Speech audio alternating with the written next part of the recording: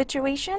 Those are always dramatic, yes. Yes, my superwomanhood complex that needed to be dealt with, eating disorders, and just dealing with childhood, home, parents, identity.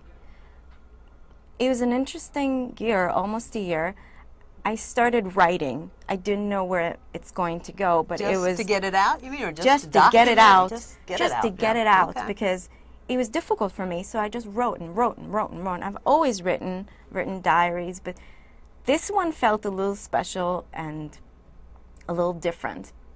I came back to New York after that, what you call failed attempt, which was not failed attempt. No, it was I didn't call it failure. I said no.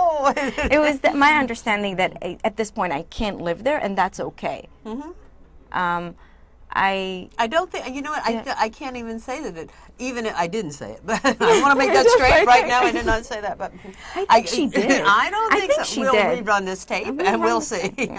But even, I think it was something probably, as with things that we all think, oh my God, how could I have done that? I wasted so much time and I failed. I think it was something that you had to do. Yes. To know that, hey, this is not going to work, you know, and so it had to be done.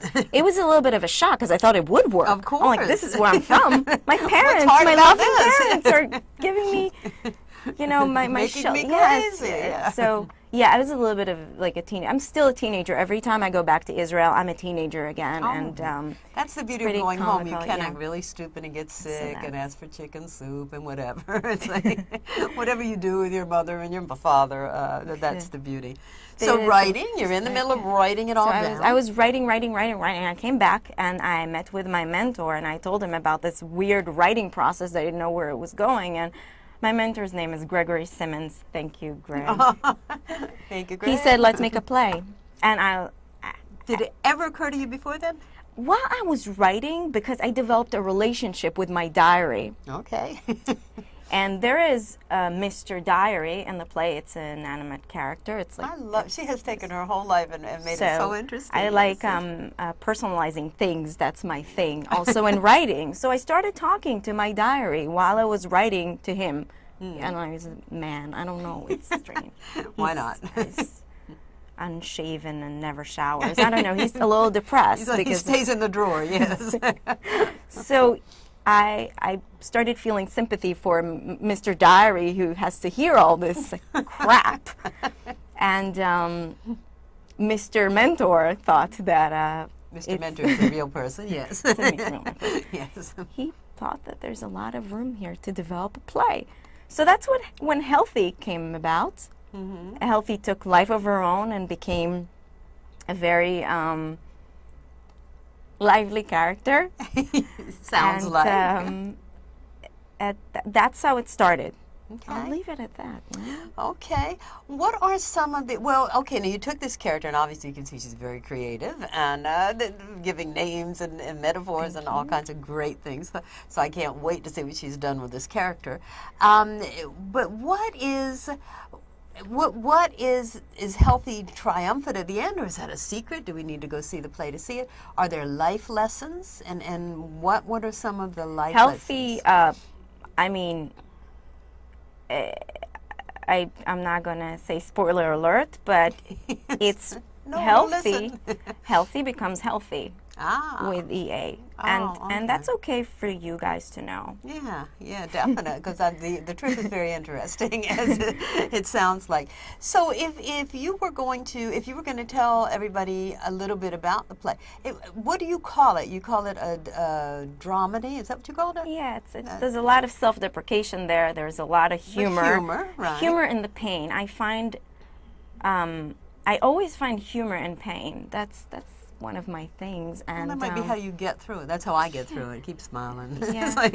So I mean, there's just there is humor in pain. I think it's not a. There's a lot of serious moments. There's a lot of almost. There are things that will give you a gut reaction. Really? Like literally, you might not feel comfortable watching certain things. But at the same time, you might laugh while you're experiencing that. So I'm trying to. Well, I'm knowing you and how you have so many layers of meaning. Where'd that name come from? Guts. Ooh, guts. Guts. You know, the name came to me, so I'm not responsible for making it up. It just came to me after. It from somebody up above. I don't know. I like a lot of things come to me. I almost feel sometimes with my writing that I can't take credit for it because it comes to me. Did that sound too spiritual? No, I know many people who just pick up a pen and it's either it comes or it doesn't. It doesn't always come, but it's like great. No, I like spiritual. So the name just came, and then it just made sense to me because all the associations and connotations of the word guts are in this play, except for the actual word. You don't actually get to see the anatomy. Okay, so good. anything you can think of right now. Well, I know you mentioned eating disorders, Yes. so that would bring to one. mind guts, That's right? Courage to, first of all, go back home and then realize, whoops, need a round trip ticket. Yeah, gotta get a ticket. Yeah, it was one way actually. Yeah, Was it? Yeah, I was like, of course. yeah, let's do it. Why not? Gut, being connected with your gut reaction, with your gut. Yeah, okay, instinctual. what your right? gut, yeah, listening to your instincts, gut. yes. Yeah. I got a feeling Spilling the your entire guts. play is like that. I mean, the title, first of all, has so many in-depth meanings in all branches, and I think you're going to find Mr. Diary and Mr. X. Mr. X. Yeah, Mr. I X. think you're going to find a lot of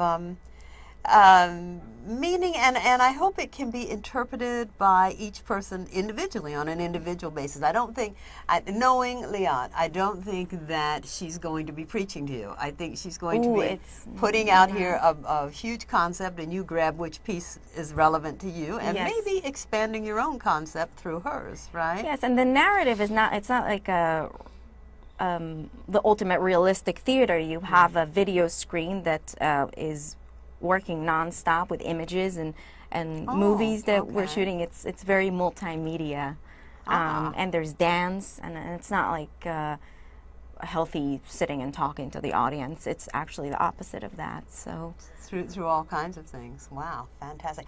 All right, tell us, how can we find that? How can we find Guts? Okay. How and when and where? Google it. Google Guts, Google and Guts. you'll find it. And you'll see these weird drawings of the body and. Guts opens the first week of November at Performance Space 122. It's 151st Avenue. You can go to my website, liatron.com. And you can see her name at the top. That's how you spell it, Liat. And that's how you spell it. And you will have news there and information there and anything you need to know. And you can always Google Guts or Google my name, and you will definitely find information about Guts. Is it a limited run? We're starting with a 3-week run with strong hopes to continue. Well, we won't jinx it. There's talks. There's talks. People are talking about this. People are talking. And is it every night or weekends or? It's going to be, we're kind of determining it now because it's a very physical show and it's very demanding physically, and we're probably going to be 6 shows a week. That's what I'm imagining. That is demanding. Not 8, 6 shows a week probably with 1 or 2 matinees. But check it out. Go to the listings. This is a one-woman show? Starring. It's a one-woman show. We also have Mr. Diary and Mr. X, and we have a video screen that shows of her imagination. Yes, and there's parents. There's definitely parents in the play, and I'm not going to tell you how they are. But they show up somehow. They do show up, yes. So, all right. So now, after you got all this out, where I think the guts came from, or where my guts, I would need to call them into order and say, I think it would be having written it and having said, okay, I'm going to make it into a play. I think actually the execution and going, am I crazy? I'm turning my diary into a play? What gave you the strength? And what is your mission in putting this out there? Well, first of all, I don't think my diary is interesting to be a play as is. Mm-hmm. Like I said, the original skeleton first draft of Guts is pieces of diary, but it's had many